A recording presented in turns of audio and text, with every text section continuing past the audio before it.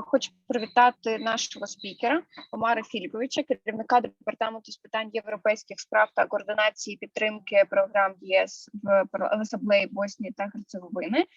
Дякуємо за таку можливість поспілкуватися. Розпочнемо ми з короткого вітального слова. І я передаю слово Артему Янчуку, заступнику керівника Апарату Верховної Ради України. Прошу. Дякую, Валерія. Хотів би привітати всіх учасників сьогоднішнього засідання, подякувати особисто пану Омару Філіповичу та нашим колегам з проєкту USAID Рада «Наступне покоління» за можливість ознайомитися з досвідом роботи парламенту Боснії і Герцеговини на шляху України до євроінтеграції.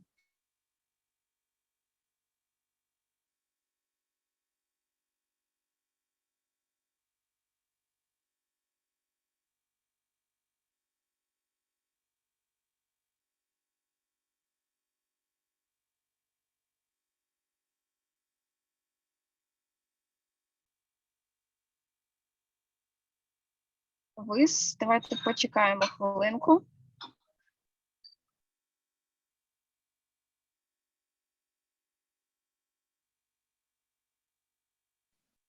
Я вибачаюсь, у нас якісь технічні, мабуть, неполадки. Я продовжу. Закінчили ми на тому, що Україна як держава демонструє свою відданість нашим європейським цінностям. 23 червня поточного року для нас відбулася важлива подія в нашому житті, в житті як всіх українців і органів державної влади. Це парламент, ми отримали відповідний статус і зробили крок вперед до нашого європейського майбутнього. В даному процесі парламент буде відігравати одну з ключових ролей в процесі приєднання до ЄС. І, як нам вбачається, на парламент буде покладено багато нових завдань, багато викликів і багато обов'язків. Однак це так само вбачаються в цьому і нові можливості. Дорожньою картою, як і раніше, для нас, для парламенту, залишаються рекомендації місії Європейського парламенту Петра Кокса. Ми їх аналізуємо. Частина з них вже виконані, частина знаходиться в стадії виконання, частина будуть трансформовані з огляду на те, що пройшов певний час. Саме тому організація подібних зустрічей є дуже важливою. Ми розуміємо, що багато ще попереду роботи. З огляду на зазначений досвід Боснії і Герцеговини, яка є країною потенційним кандидатом, та вже пройшла певний шлях трансформації і реформ, є надзвичайно цінним. Сподіваємось, що спільно ми зможемо отримати відповідний статус вже в найближчому майбутньому. Окремо хотів би подякувати ще раз програмі Рада USAID «Наступне покоління» за організацію, за долучення спікера і за можливість вивчати такий досвід. Адже здобуття відповідного досвіду саме на цьому етапі є дуже цінною для нас. Сподіваюся, що сьогоднішня зустріч дозволить зрозуміти, що нас чекає вже в найближчому майбутньому, які виклики та можливості виникають в парламенту на шляху до ЄС. На сьогоднішній день вже і апаратом, і самою Верховною Радою здійснюються певні і організаційні, і функціональні заходи. Проводяться консультації з Кабінетом міністрів для того, щоб виробити відповідну стратегію, відповідне планування зазначених дій. Ще раз дякую за організацію зустрічі і сподіваємось, що вона стане корисною, продуктивною і результативною в нашій подальшій роботі. Дякую. Олександровичу, за таке вітальне слово.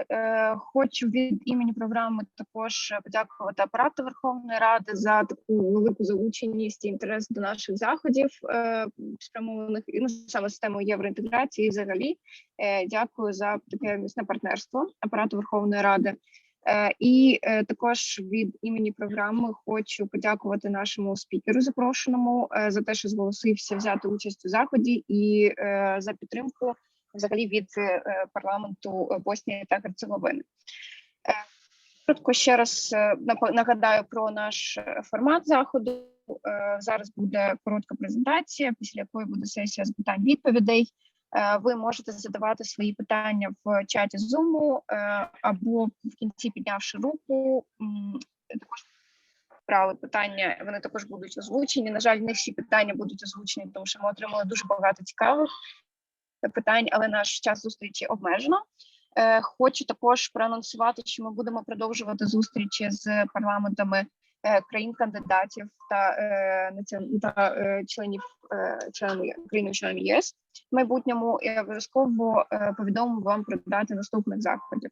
Вони будуть вже найближчим часом. Вже найближчим часом у нас буде зустріч подібного формату з парламентом Чорногорії, і згодом трошки пізніше буде з парламентом Чеської Республіки. Учасникам, що знайшли час долучитися, і пропоную переходити вже до самої презентації Омара. Тому, Омар, прошу. Зараз я вимкну презентацію. Прошу вас. Омар, the floor is yours. Thank you, Valeria. Do you hear me well? And all the participants? Great. First of all, I would like to thank to the project for offering us this kind of opportunity to have this kind of exchange with our dear colleagues from the Ukrainian Parliament, and to congratulate, to greet first of all also our colleagues in the Ukrainian Parliament, and to congratulate them for the EU candidate status, because it's very important thing for them, but also for all of us within the accession project. I hope it is really something what will be a huge game changer, not only for Ukraine, then also for the EU as a whole and all the other accession countries. In that regard, I would really like to invite our colleagues from the Ukrainian Parliament to continue communication with us, to be part of the exchange we have here in the region of Western Balkans. I think this could be very, very helpful for all.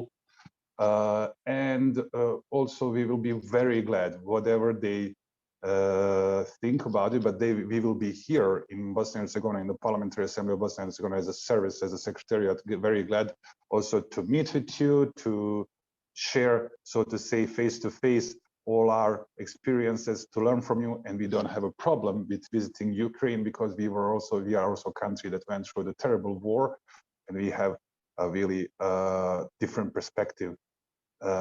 And we have a perspective of what you are going through, and it is really something what we appreciate is that you are dealing with, let's say, day-to-day work during these terrible times you are going through. So I will start with my presentation, and I will really hope to have this as a collegial conversation and exchange. So for that reason, I will really try to have a very short presentation and to focus more on communication, on direct communication, and answering the question and exchange of views. So first, few words about the Parliamentary Assembly of Bosnia and Herzegovina. The parliament is relatively new, not new, young. It's founded in 1996, is consisting of two chambers, House of Representatives and House of Peoples. Both chambers have equal and full legislative competences. As you see, or as you hear, the House of Peoples is an upper house with 15 delegates, delegated appointed by entity parliaments to represent the constituent people of Bosnia and Herzegovina, namely Serbian, Croats, and Bosniaks. We will go back there later on.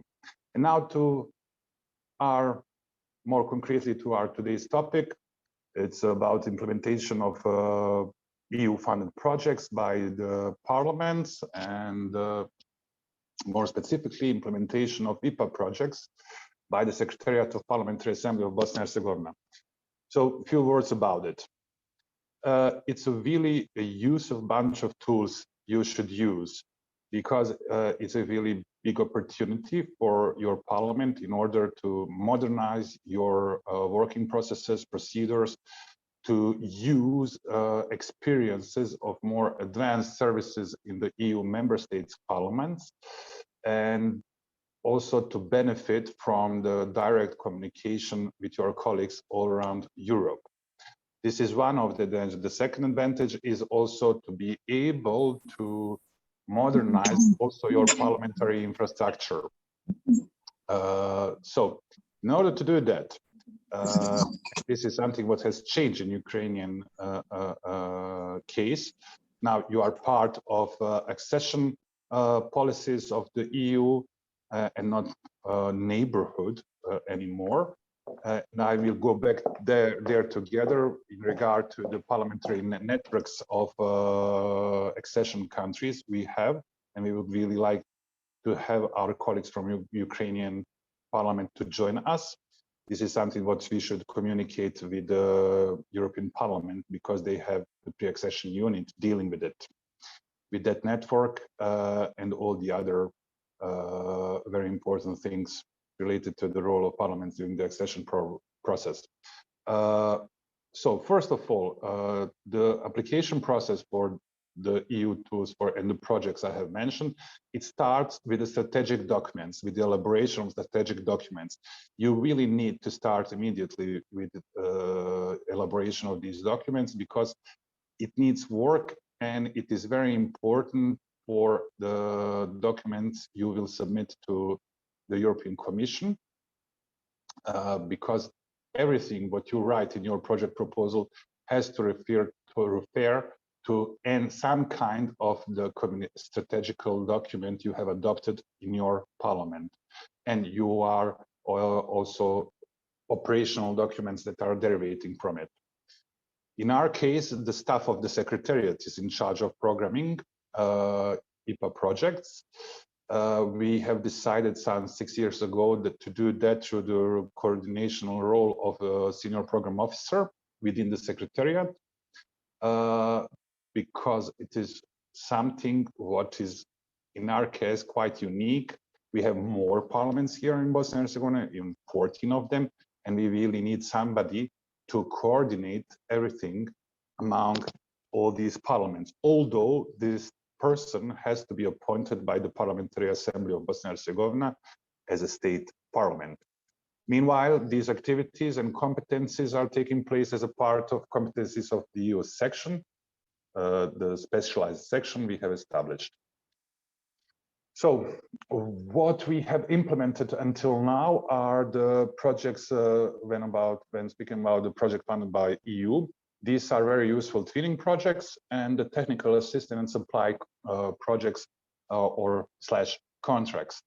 In this case, we are speaking by the procurement of IT equipment, improvement of infrastructure, development of specific parliamentary softwares. So back to the twinning projects. Until now, we have implemented together with our counterparts 3 of them. The biggest one was also the first one.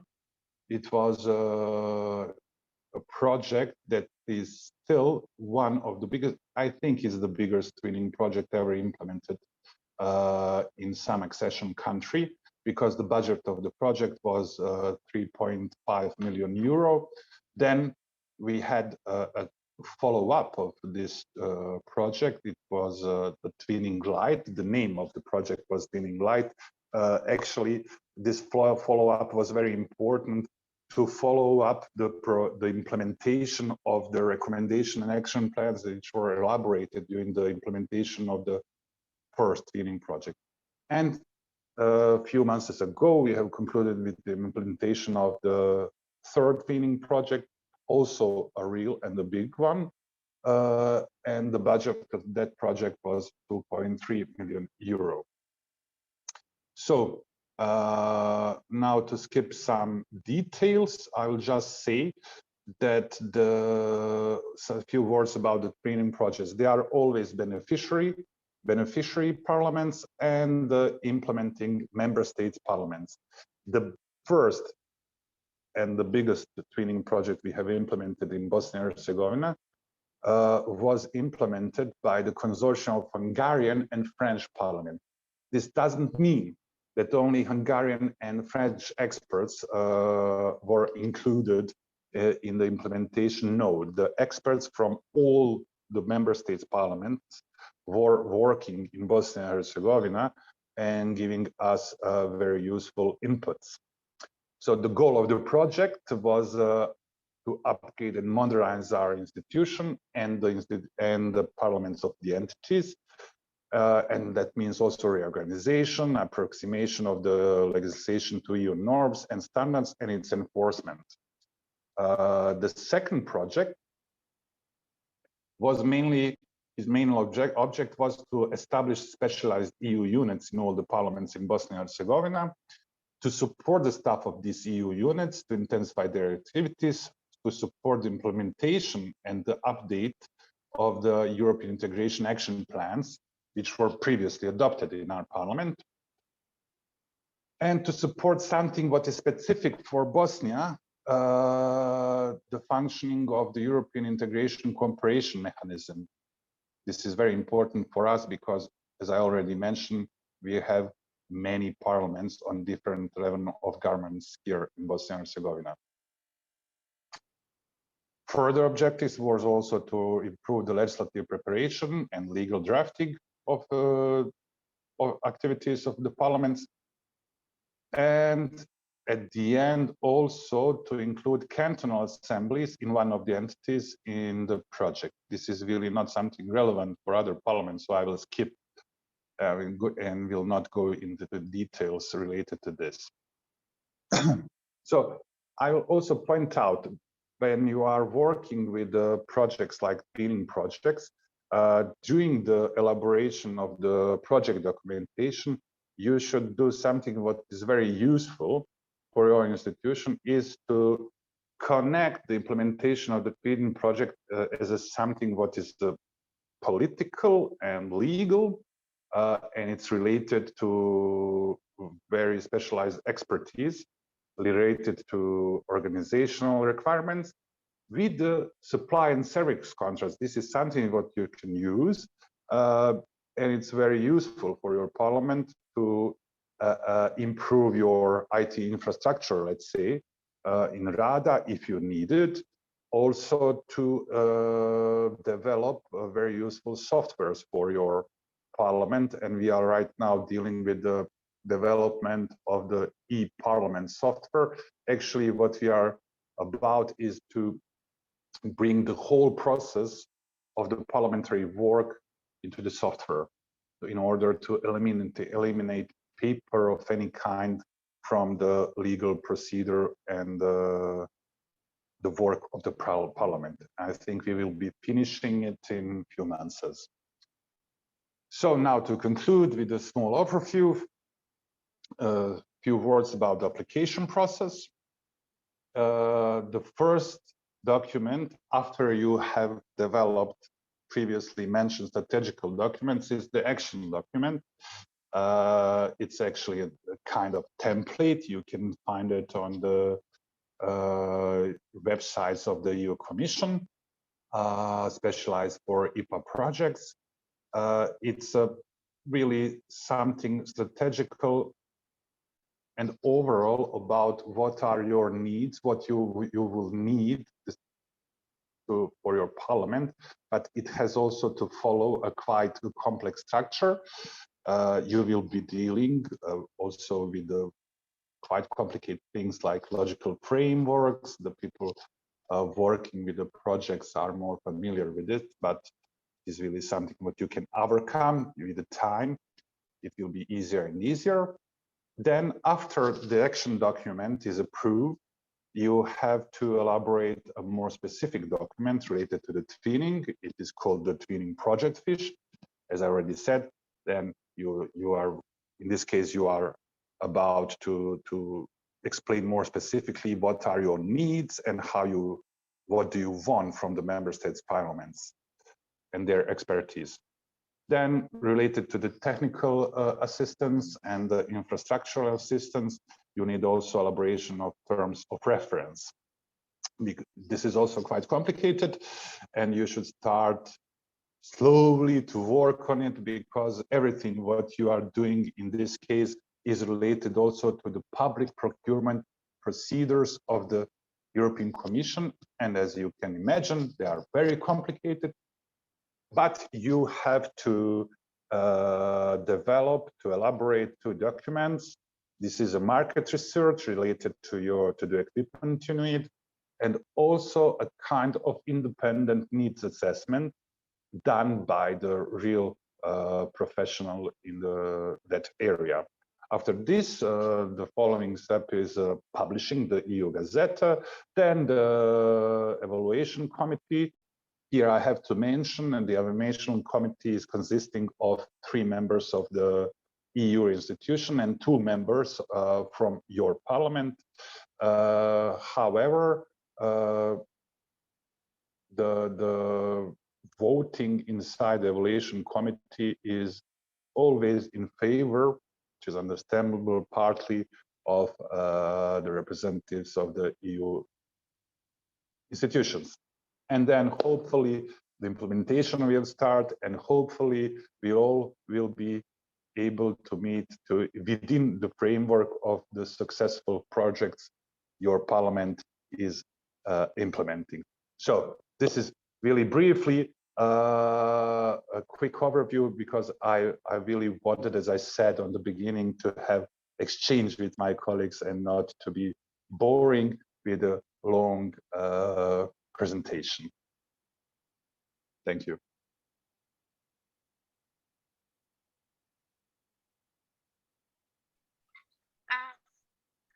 Omar. Let's start with the questions. Колеги, ви можете задавати свої питання в чаті або піднімати руку і задати своє питання особисто. Start with the questions that we got previously during the registration. And the first question will be, what were the first steps that your parliament made after receiving the potential candidate status? I have to mention again that there are some things which are unique to Bosnia and Herzegovina, also during the accession process, but also from the perspective of the EU institution. As you know, something what can reflect this uniqueness is that we are perhaps the only country having kind of the EU armed forces here, called the EU forces. So everything what is related to formal documents or procedures, it's more flexible in Bosnian case than in the case of other countries. So the first step was, of course, establishment of the Joint Committee on EU Integration. And we have decided to have, in this case, to have a joint committee of both chambers, upper and lower house. And that was very useful because it was very effective in our case to deal with. The second step was to improve and to start with the elaboration of procedures related to the legal approximation. And this is something what is, let's say, ongoing process. Now, yeah, this was a long time ago and many things have happened in the meantime, but these were the first steps in Bosnian case.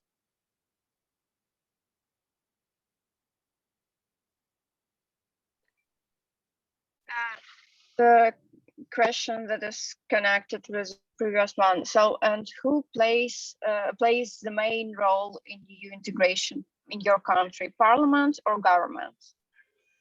As in the case of all the accession countries, current and previously accessing countries, this is the government. The parliament, in this case, parliament has really to rely on the government work. Of course, the parliament needs, as a highest political body, needs to give some inputs to the government to speed up the process, to make it more effective.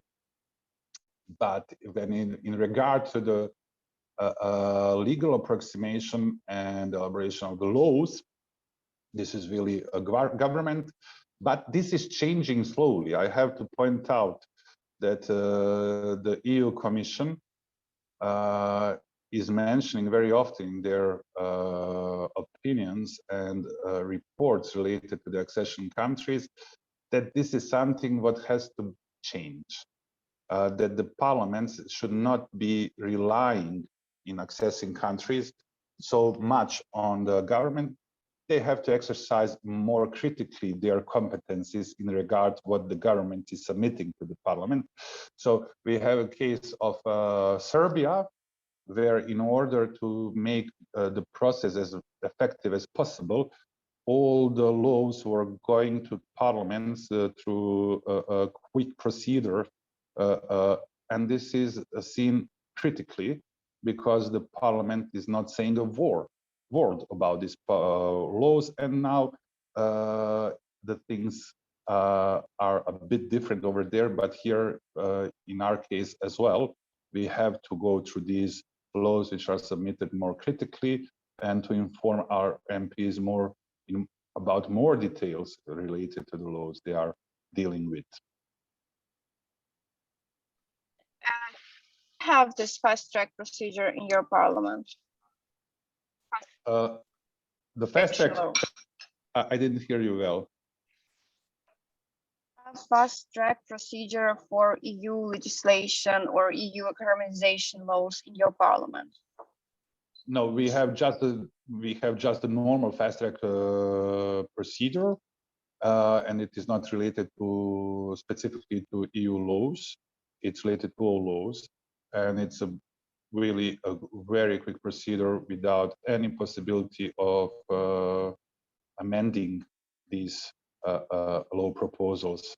So it is really something, and newly we have started to avoid this, also related to the EU laws, because we can lose, and the MPs are not able to exercise their political will or give very useful inputs to the legal proposals, and this is something we are avoiding right now.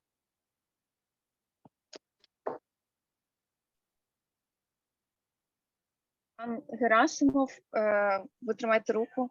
Прошу вас задати. Так, тримаю і вже опускаю. Good day, all the participants. With Irina Malegina representing Education, Science and Innovation Committee. And I have following, first, and dear Omar, pleased to meet you. Very interesting presentation. And I have the following question. So, all right, you have this joint committee in case of Bosnia and Herzegovina on EU integration. And we also have this committee on EU integration already established and long operational, actually long before the candidate status.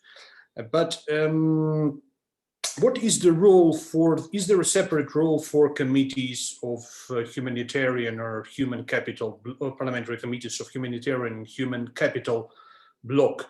Like, you know, educational committee, humanitarian committee, culture committee, youth and sports committee, and so on. Are they supposed to establish some kind of bilateral communication, dialogue, exchange with organs of European Parliament or European Commission dealing with specific fields? Or they are only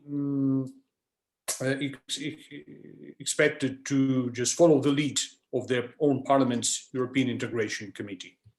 Thank you. Good, great. Dear colleague, I'll tell you something. A month ago, we had a meeting with the pre-accession unit of the European Parliament.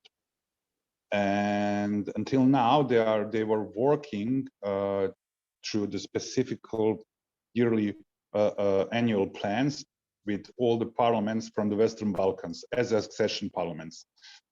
And what I have told them is we are not alone anymore. There is Ukraine, and you should include them in your work. And now I will be more specific about what is this about.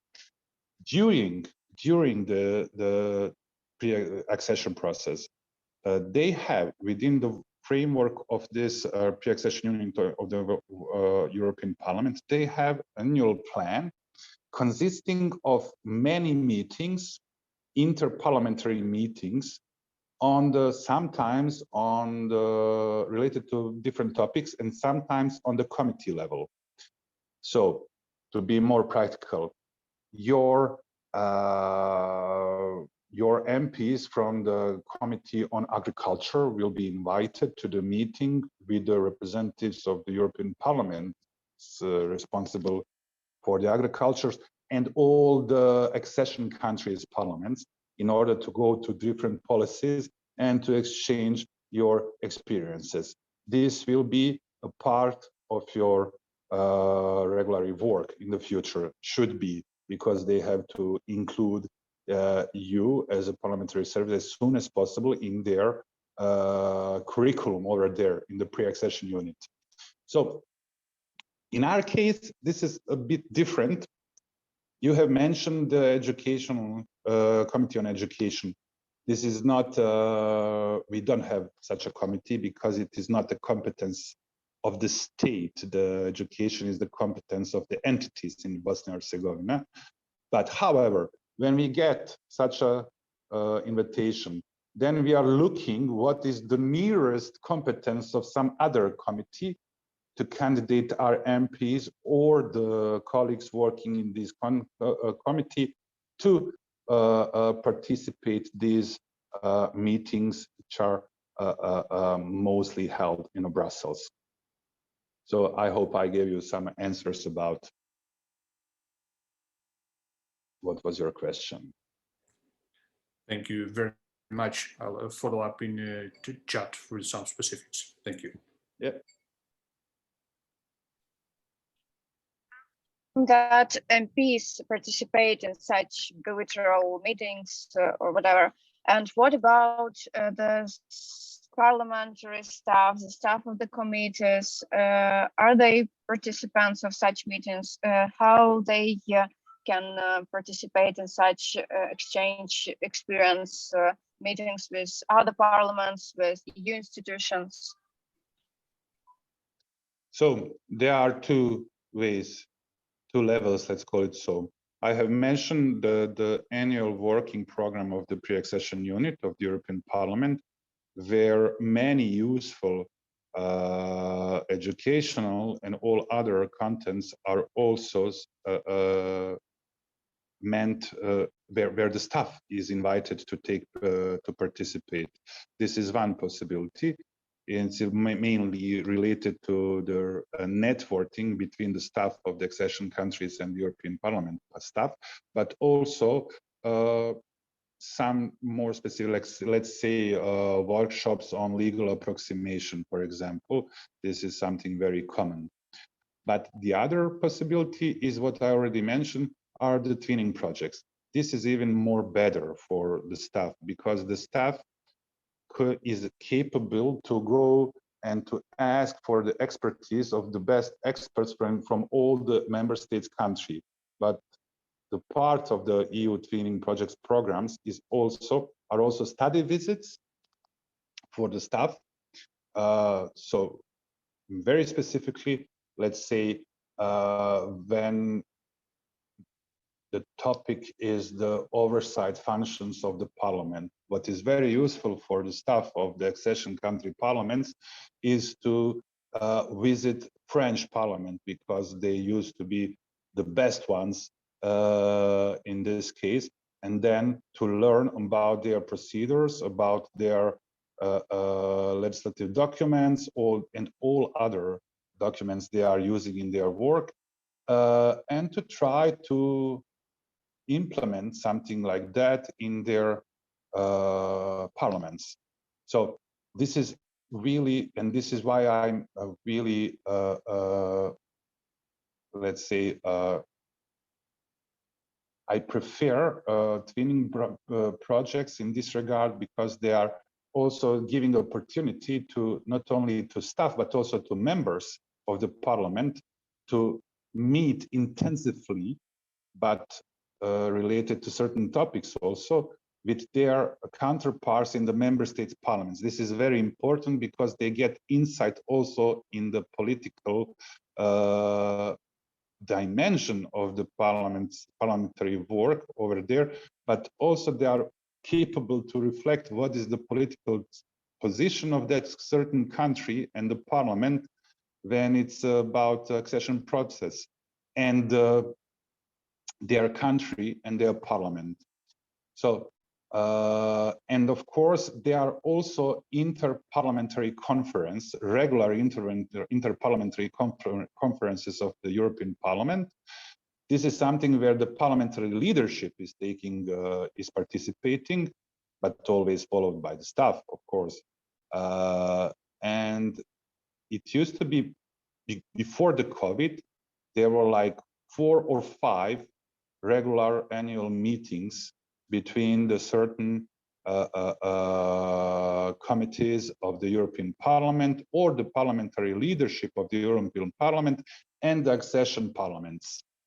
Now they will start again with these interparliamentary meetings between the European Parliament representatives and the accession countries' parliaments. And as I previously mentioned, until now, these were mostly Western Balkan parliaments and the Turkey. And now this will change. And can you tell more about this parliamentary committees, their aim, participants, and other things?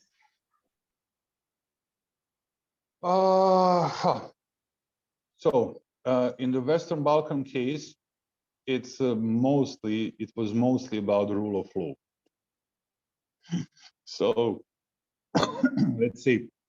Usually the leadership of the European Parliament will convene a meeting that will be related to the current political situation, how to speed up the process, and in order to speed up the process, how to motivate their colleagues from the accession parliaments to do required reforms in regard to the rule of law. So this was briefly the most often. The topics can be also different, but at the end, mostly it lands to the rule of law as the main topic and the reforms related to the rule of law of our countries. It's a kind of lobby work. Yeah, it's mostly like the platform for communication, or their issue joint statement, or like develop working plan. Yeah, the joint statements are regular and they are always part of these meetings. However, it happens also that there are also separate meetings. Let's say there are certain issues in Serbia, and then there is a separate meeting with the parliamentary leadership of Serbia to see what is this actually about? Are there any inputs that are required from the EU side? In our case, there are many topics they want to discuss with us, and very often there are also very separate meetings with us, with our parliamentary leadership. But there is also a kind of joint meeting of all the accession countries and the parliamentary representatives of the European Parliament, with, as you have mentioned, a kind of joint statement. Of course, we all know there are hundreds of joint statements, they are regular, but this is really important, and I see it as important from my experience. So, because it gives politicians from the European Parliament a direct insight in the nature of the problem. The country is facing some challenges in regards to the certain reforms. There are some political stalemates and so on, but there are always unique reasons for it and obstacles how to overcome them. So when they have direct insight, then the criteria they are always mentioning and talking about, sometimes there can be more, let's say, reworked in order to allow the countries to overcome these or to fulfill these criteria more easily. And this is it is really important to have this kind of direct communication between political leaderships. Not only one direction. There is a paper, there is a procedure in the European Commission, and you have to adjust everything to that and nothing else. There are always some things which are in the gray zone, and you have to clarify what is actually what you can do and what is your problem and where you need the help. The next question we got is, could you describe in more detail the transformation of the parliament with the help of EU funds? I mean, for example, after twinning, what changes your parliament have, or after IPA, or maybe you had TAEX or other programs? So the main transformation of the parliament. Yes, I will be quite specific this time. The main goals of the projects were clear, but what we have achieved during the implementation are very important documents related to the EU integrations. They are very specific, and their name they call EU Integration Action Plan for each and every parliament. And they are not just a simple action plans, they are based on hundreds and hundreds of expert documents and reports. So each and every action in the EU integration plans have some kind of back paper that is like 30 or 40 pages, elaborated by the best experts from the certain member state countries. So by implementing these EU integration action plans we have adopted, we are really changing our structure, our professional structure in the secretariats of the parliaments, and we are, so to say, forced to do that in regard to the best practices in the Europe. The one, for example, in order to do that, we really needed to establish a specialized EU units, a body that is really in charge of updating this action plan, following them, following the implementation of the action plans, coordinating all the parliamentary bodies in order to implement these action plans. And this is really something where it was clear that it requires really a new parliamentary body and the professional one in order to do that specific work. So it's a kind of a small EU secretariat, what we have right now. It is not only responsible for the EU integration plans and their implementation, but the whole communication between the European institutions and the parliaments in Bosnia and Herzegovina, coordination among the parliaments in Bosnia and Herzegovina, then interparliamentary conference, and the coordination of the EU funds. So this was really something, this was recommended and very specifically elaborated in our case as a first precondition to go on with the implementation with the very detailed EU integration plans.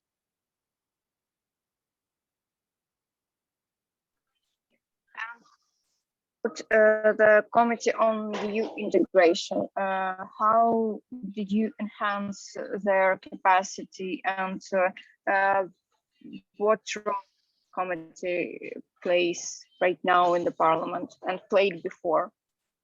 Can you repeat your question? I didn't hear you well. Sorry.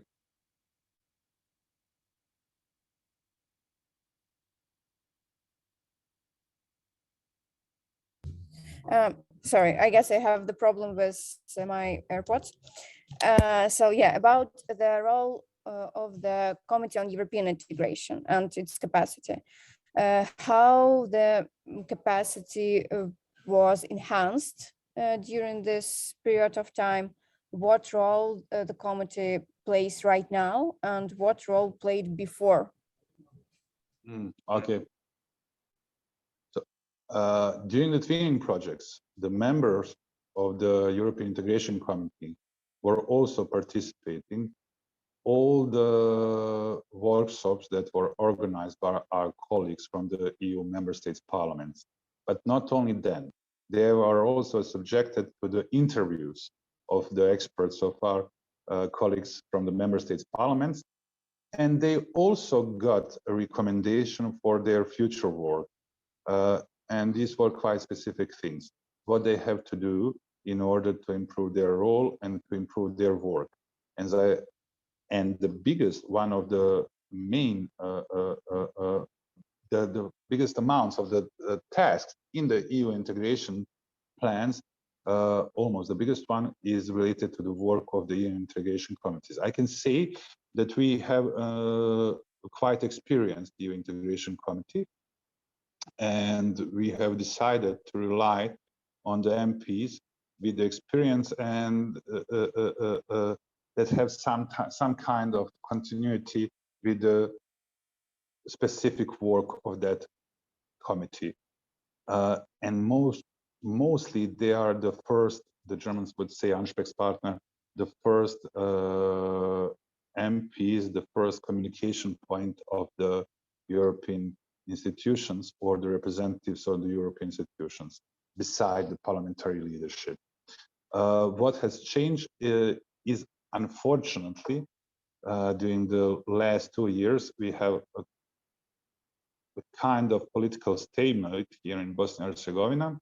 It's a really political struggle, and everything what was very positive in previous time is now subjected to this, I will clearly call it, political crisis.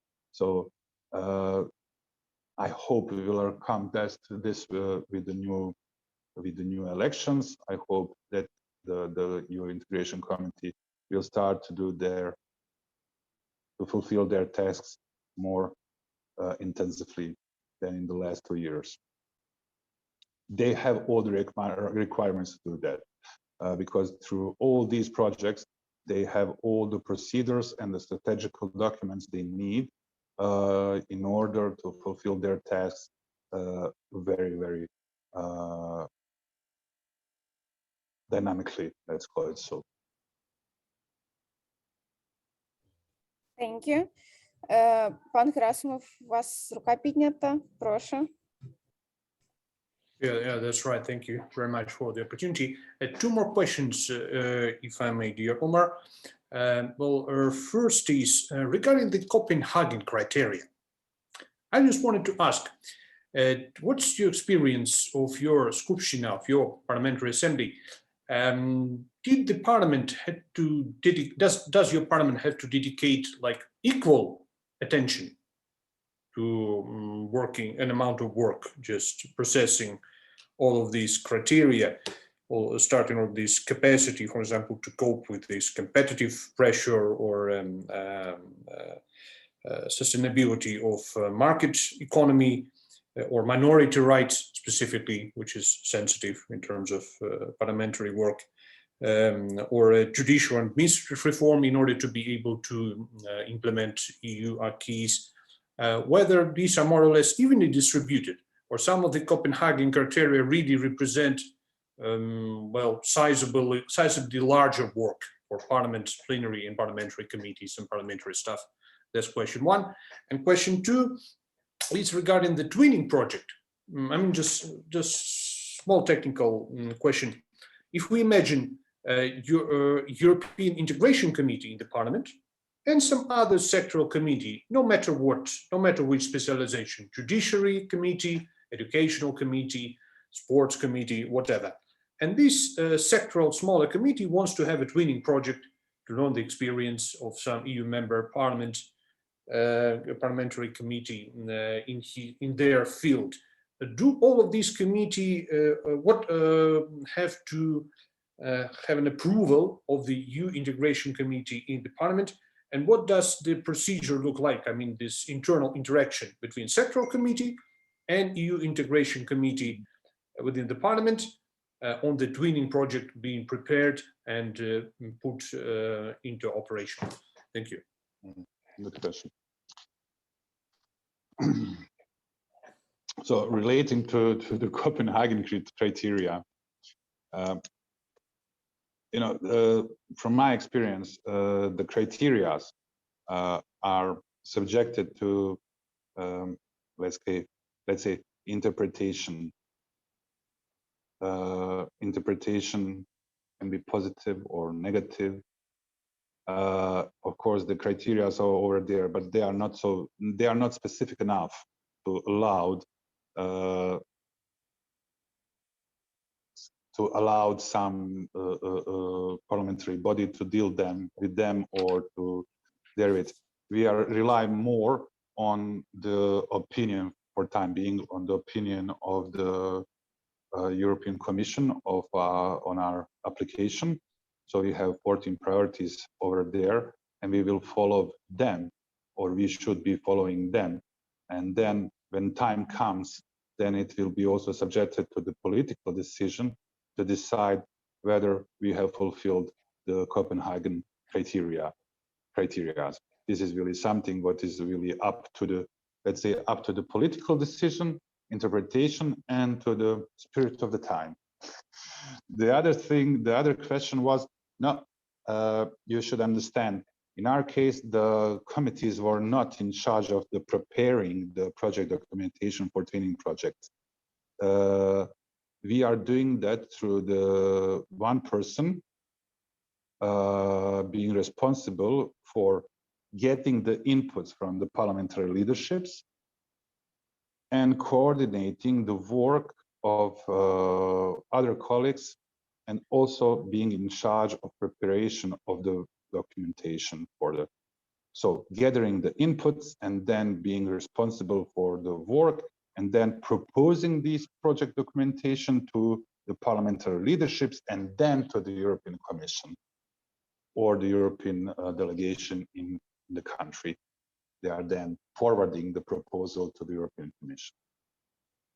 So it is done, let's say, on the secretarial level, but with the inputs of the parliamentary leadership. And how is this office named, this one person? Is the chairman senior program officer. Senior program officer of the Secretariat of Parliament. Of the Secretariat of the Parliament, yes.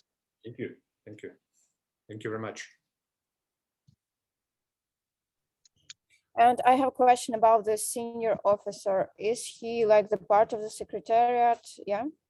So he is the part of the Secretariat of the Parliamentary Assembly of Bosnia and Herzegovina and the EU unit of the Parliamentary Assembly of Bosnia and Herzegovina, but also responsible for the coordination, not only among the services of the Parliamentary Assembly of Bosnia and Herzegovina, but also with the entity parliament as well, because the projects he is proposing are also meant for the entity parliaments, or the entity parliaments are also one of the beneficiaries. But this is only the case, and it's kind of the specific. It's specific for the Bosnian case and the Belgium. Thank you. Колеги, в нас ще є час, можете задавати свої питання, писати в чат або піднімати руку особисто. We have a question connected with communication. So please specify most common communication challenges in view of integration plan implementing, both internal and external.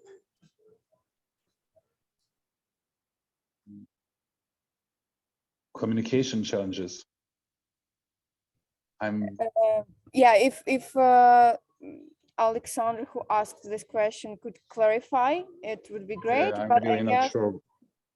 Yeah, but I guess it was like communication with the parliamentarians, communication with the government, communication with the society. So how to explain them that it's important to implement all. Okay, all right. In our case, this is clear, and this is one of the advantages of the twinning project, because it is not only the technical thing, it's also the political one. Namely, mostly these action plans are adopted by the chambers, and in this case, when they are adopted, they are a parliamentary document, and the services are obliged to work with it. Of course, the MPs were also voting for it, and the parliamentary leadership was also proposing it. So in this case, it is something what goes from the technical level to the political level, and then after getting a political approval and the commitment, it's going back to the technical level of the Secretariat, and this is something what is allowing us to make it more easily, not to have any kind of communication challenges in that time, because the paper is adopted and it is not subjected to the interpretation of anybody. Of course, there are some challenges of, let's say, because before the elections, you cannot speak with the MP about the integration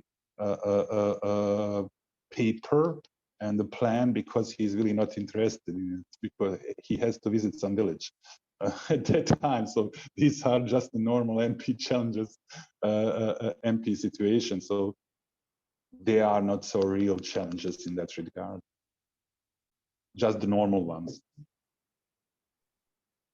Thank you. And what about external communication, I don't know, with EU institutions, with other parliaments? Did you have any challenges in that? No, until now, not. No, not really. Thank you. Also, a question about the European Union units that you mentioned. How many people works there, and also do you have other units that work with donor coordination or interparliamentary coordination, something like that, or only this unit is responsible? It is not specifically mentioned as a part of the task of the EU unit, but it is something what the unit is doing.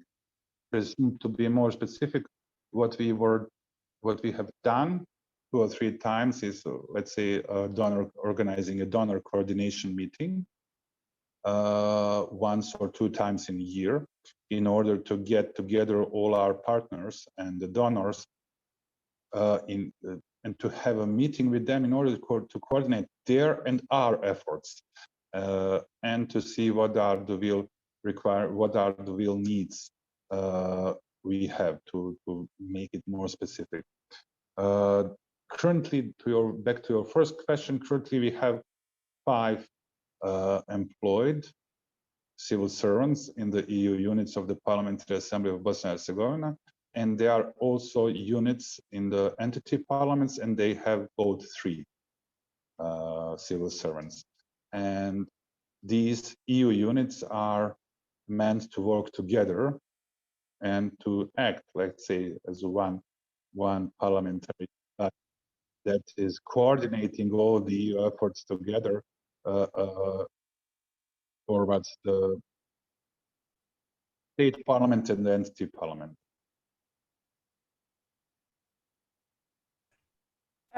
Thank you for the answer. And the next question, I guess, also connected with challenges and problems. What are the main challenges for your parliament during EU integration, EU accession process? It's almost a philosophical question, and the answer could be philosophical as well. But I will be precise, let's say, and I will try to formulate it relying on my experience, and I'm speaking about 10 years in that regard, is to separate political issues from the technical issues.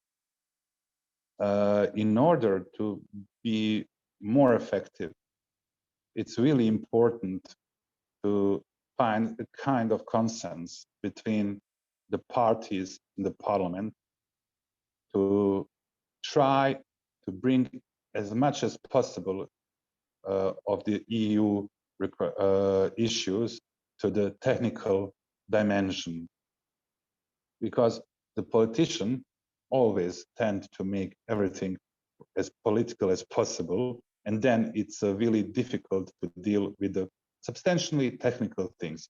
I'll be more specific.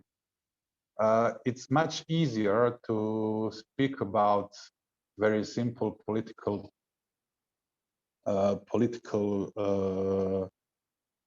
directions, opinions, and so on, than to go really deep into some catalog related to the agricultural acquis, and then to be a kind of expert for it, or to see it as a really technical document, and then to rely on the professional, or to ask for the opinion of the professionals to see what is this everything about, and what is actually what should be your position about it. So in order to make the process effective enough, there should be a consensus that to bring as much as possible to the technical level, and not to subject everything to the political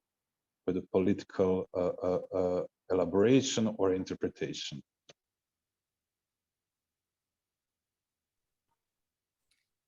Thank you. And колеги, в нас вже майже закінчується час. Ми трошки на 5 хвилин продовжимо.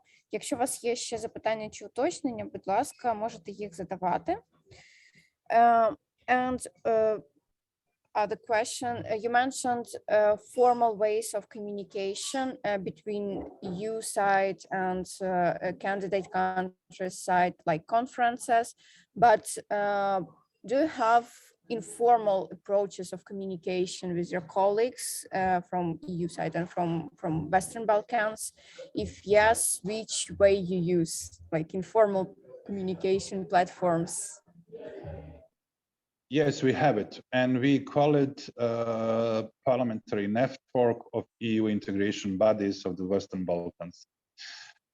And on the beginning, it was supported by the GIZ, the German Cooperation Agency, but with the time, it is really a bunch of colleagues being able to call each other on a phone, or to send a message almost on a daily basis. If you are facing some kind of dilemma, and you know that the Macedonians or the Serbians already went through it, then you send a message on an email and you get a reply, you get advice, and you get an experience related to that issue. And it is very useful for us. I will say it starts with something what is, let's say, a formal cooperation, but at the end, it ends on the best way. The best way is in informal communication and cooperation between the colleagues, because which in the meantime are really also friends. Yeah, and one small question regarding France, not France, but similar question. Which experience of what country was were most beneficial for you?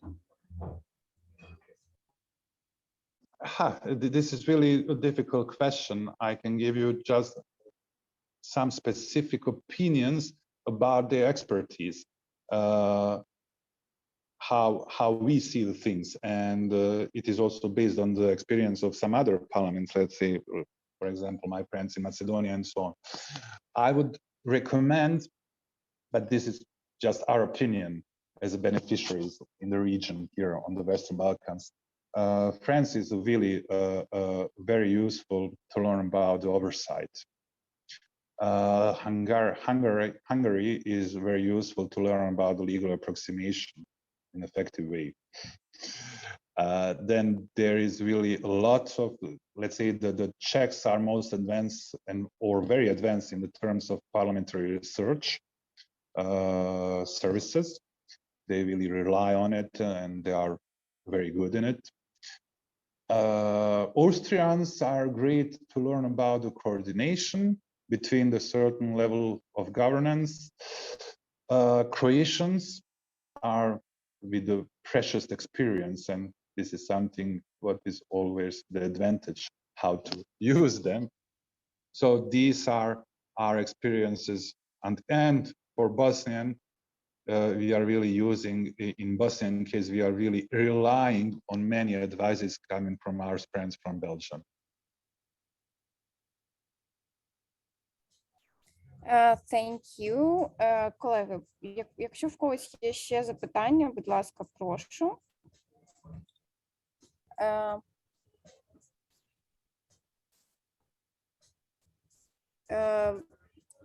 So our time is finishing, and I guess that I will ask you again last question. Last question will be connected, of course, with the recommendation. What you can recommend us, Ukraine, and our parliament, what to do.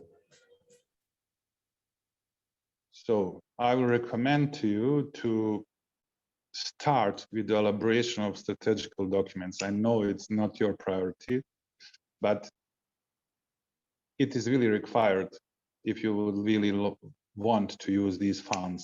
You will need them, because you have to, in future, you will need to refer to them. It is something you are asked, you are required to do. It's simply like that. This is one thing. Of course, I'm almost sure that you can rely also on the help of many agencies like USAID or certain other projects, but you should start with it right now. The other thing would be to start, or I did it already, but you should also do it from your side. When somebody from the European Parliament approaches you, it should be mentioned that you should be a part of the parliamentary network of the accession countries, because it will be really something very good for us, all our 6 parliaments from the region, but also for you, not to be alone in that process. And also we have the last question. Could you please share your experience on the interparliamentary cooperation? Which official EU and Bosnian interparliamentary delegations you have, and which new formats you became involved after obtaining potential candidacy status? I know, I'm not sure, is that a case in the Ukrainian case? But we have a committee on stabilization and association agreement. This is a joint committee, the joint parliamentary body of the Parliamentary Assembly of Bosnia and Herzegovina and the European Parliament. And the task of that joint parliamentary body is to follow the implementation of the stabilization and association agreement. But I'm really not sure, is this a legal framework that Ukraine has with the EU currently, and by that I mean the Stabilization and Association Agreement. And few words about this committee. The committee is convened 2 times regularly, 2 times in a year, and this is one of them. There are certain other parliamentary. Hello? Am I heard? I'm not sure. Yeah. Okay. There are also some EU interparliamentary conferences, regular interparliamentary conferences, where the representatives of the member states countries are regularly meeting, let's say twice in a year. The name of that conference is COSAC, and the COSAC is also part of the Lisbon Agreement, and the accession countries, representatives of the accession countries are also participating in the COSAC meetings as guests. So when we are participating, but we are not voting on specific issues. And I promise the last question. Could you please specify about strategic documents? Are they elaborated by parliaments? Because you mentioned at the beginning and in the presentation information about strategic documents like communication strategy, IT strategy, and other strategies.